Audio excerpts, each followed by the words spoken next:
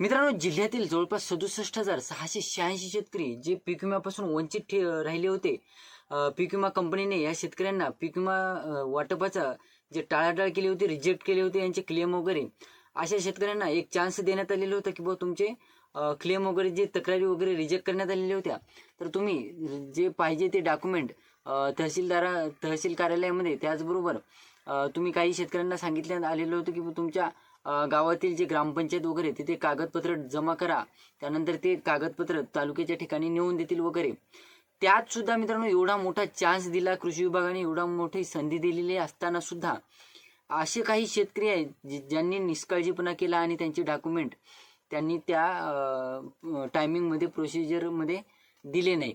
तर त्यांचे काही शेतकऱ्यांचे प्रश्न आहेत की बुवा आता काही पर्याय आहे का, किंवा आता काही होऊ शकते का, आम्हाला आता पीक विमा मिळेल की नाही, की आम्हाला आता या पीक विम्यापासून वंचित राहावे लागेल.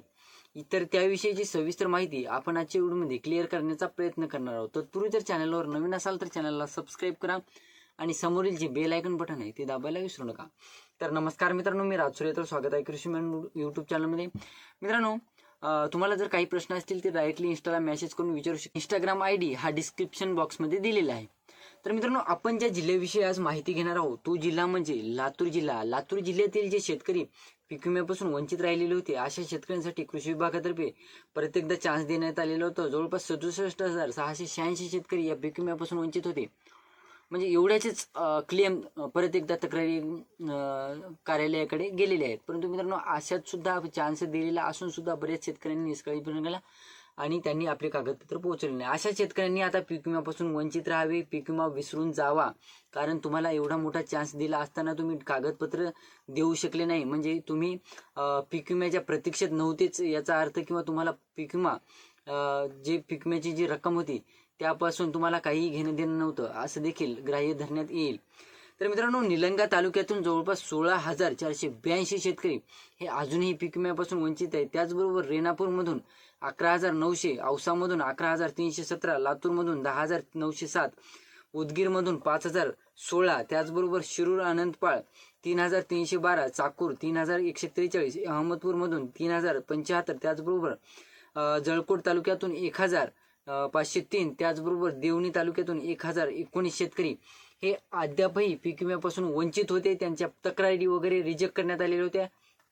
तर या शेतकऱ्यांनी, एवढ्या शेतकऱ्यांनी आपली जी कागदपत्र वगैरे पडताळणीसाठी पाठवण्यात येणार होते किंवा जमा करण्याचे सांगण्यात आले होते, त्यांनी ते प्रोसिजर पूर्ण केलेली आहे. आणि आता या शेतकऱ्यांचा प्रश्न जवळपास तालुका वाईज आमदारांनी हाती घेतलेला आहे, पालकमंत्र्यांनी जिल्ह्याच्या, त्याचबरोबर जिल्हाधिकाऱ्यांनी सुद्धा या शेतकऱ्यांचे प्रश्न हे हाती घेतलेले आहेत. आणि या शेतकऱ्यांचा पीक विम्याचा प्रश्न हा सोडवण्याचा प्रयत्न चालू आहे आणि पीक विमा कंपनीवर कारवाई करण्याचा जे प्रोसिजर आहे ती सुरू करण्यात आलेली आहे. या अगोदरच्या व्हिडिओमध्ये सुद्धा आपण सांगितलं होतं की कंपनीवर कारवाई होणार आहे, शेतकऱ्यांना तुम्ही का पीक विम्यापासून वंचित ठेवलं असे प्रश्न देखील विचारण्यात आले होते.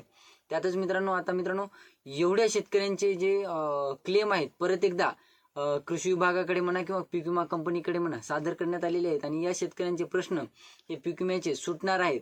सध्या या शेतकऱ्यांचे, आता जे मी आकडे सांगितलेले आहेत, या शेतकऱ्यांचे पोस्ट हार्वेस्ट किंवा इल्ड बेसचे जे क्लेम वगैरे आहेत ते सध्या तरी याबाबत कुठलाही अपडेट नाही. परंतु मित्रांनो, लोकलाइजमध्ये वगैरे या शेतकऱ्यांना रकमा ह्या मिळणार आहेत. तर मित्रांनो, जवळपास जिल्ह्यातून 67,686 शेतकरी पीक विम्यापासून वंचित होते. मित्रांनो, या पीक विम्याच्या टॉपिकमध्ये दुसरा एक टॉपिक घुसवतो, जो म्हणजे महाडीबीटी पोर्टलचा. बियाण्यांसाठी ज्या शेतकऱ्यांनी अर्ज अद्यापही केले नाहीत त्यांच्यासाठी सांगतो, 27 तारखेपासून महाडीबीटी पोर्टल हे चालू होणार होते. परंतु मित्रांनो, मी सकाळपासून महाडीबीटी पोर्टलवर फक्त 2 अर्ज हे भरलेले आहेत बियाण्यांसाठी. म्हणजे दिवसभरातून फक्त 2 वेळा माझ्याकडे साईट चाललेली आहे. म्हणजे साईट अद्यापही सुरळीत झालेली नाही. काही शेतकऱ्यांना OTP गेले नाही, तर काही शेतकऱ्यांचे अर्ज हे सबमिट झाले नाही. तर सबमिट ऑप्शन दाबल्याच्या नंतर ऑटोमॅटिक लॉग आउट होत होतं किंवा बाहेर फेकत होतं मित्रांनो. तर मित्रांनो, आता परत एकदा तुम्हाला सांगतो, तुमचे जर अर्ज, तुम्हाला जर बियाण्यांसाठी अर्ज करायचे असतील, मला डायरेक्टली इंस्टाला मेसेज करायचा आहे.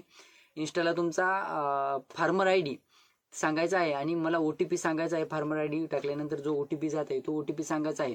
त्याचबरोबर तुमची कास्ट देखील सांगायची आहे, जेणेकरून तुमची जर प्रोफाईल भरलेली नसेल 50%, आता कसं झालेलं आहे आता जे नवीन सिस्टीम आलेली आहे फार्मर आय डी टाकून जे आपण भरत आहोत अर्ज महाडीबीटीवर, तर त्याच्यामध्ये 50%च प्रोफाईल भरलेली जात आहे आणि 50% बाकी आहे. 50% बाकी आहे म्हणजे त्याच्यात फक्त तुम्ही अपंग आहात का आणि तुमची कास्ट कोणती आहे हे 2च घटक भरायचे आहेत. त्यानंतर तुमची प्रोफाईल पूर्णपणे 100% पूर्ण होणार आहे. इन्स्टाला मेसेज केल्यानं काय होणार आहे मित्रांनो, तुम्हाला OTP वगैरे देण्याला सोपं जाणार आहे. तर मित्रांनो 20, 22, 23 रुपयाची जी पेमेंट आहे ती करावी लागत आहे. काही हरकत नाही मित्रांनो, मी तुमच्यासाठी ती पेमेंट माझ्याकडून करेल. जर तुम्हाला भरून द्यायचा असेल अर्ज तर काही हरकत नाही. तर मित्रांनो बोलूया आपल्या टॉपिककडे. तर मित्रांनो लातूर जिल्ह्याचा टॉपिक रंगत चाललेला आहे. गेल्या कित्येक दिवसापासून लातूर जिल्ह्यातील शेतकरी पीक विम्यापासून वंचित आहे आणि हा टॉपिक पूर्ण महाराष्ट्रामध्ये लातूर जिल्ह्याचा टॉपिक हा रंगलेला आहे. कारण मित्रांनो इथे भरपूर मोठ्या प्रमाणात पीक विमा कंपनीने घोटाळा केलेला आहे. एकाच गटातील किंवा एकाच धुऱ्याला बांध लागून असलेल्या शेतकऱ्यांना वेगवेगळ्या रक्कमा वितरित झालेल्या आहेत. एकीकडे पीक विम्याच्या संदर्भात लातूरचा टॉपिक गाजत आहे आणि अतिवृष्टी नुकसान भरपाईचा टॉपिक म्हणजे जालना जिल्हा गाजत आहे, जिथे 50 कोटी रुपयांचा घोटाळा हा अधिकाऱ्यांनीच केलेला आहे. तर एकंदरीत बघायचं झालं मित्रांनो, लातूर जिल्ह्यातील तुम्ही जर शेतकरी असाल आणि तुम्ही जर तुमचे कागदपत्र दिले असतील, जे जमा करायला सांगितले होते ते कागदपत्र जमा केले असतील, तर तुम्ही काळजी करायचं काही कारण नाही मित्रांनो. लवकरच तुमचा देखील पीक विमा वाटप होणार आहे. तारीख जरी आलेली नसली तरी तुमचं स्टेटस तुम्ही चेक करत राहा आणि तुमचं स्टेटस बदलल्याच्या नंतर मला कमेंट करून सांगा. तर व्हिडिओ आवडला असेल तर लाईक करा, चॅनलला सबस्क्राईब करा आणि जास्तीत जास्त शेतकऱ्यांपर्यंत पोहोचवण्याचा प्रयत्न करा. धन्यवाद.